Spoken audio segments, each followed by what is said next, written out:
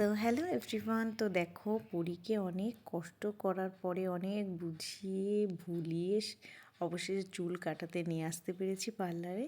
এটা বলেছি যে ওর কদিন পরে একটা স্কুলে অ্যানুয়াল ফাংশন হবে, যে তোমাকে স্কুলে চুল না কাটলে কিন্তু অ্যালাউ করবে না। তো বলেছে ঠিক আছে মা, আমি যাবো চুল কাটতে।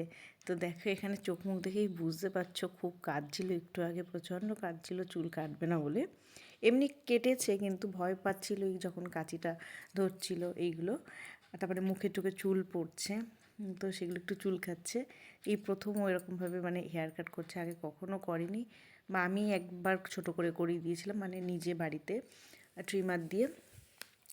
তো দেখো করতে পারছে আর আমার কোলে বসেই করছে। আর দেখো পুরীর এটা ফাইনাল লুক এরকম হয়েছে। ও যেহেতু মানে বেশি ছোট করায়নি ওকে, সামনে অ্যানুয়াল ফাংশন আছে তার জন্য। তো চলো ভিডিওটা এখানেই এন্ড করলাম, টাটা।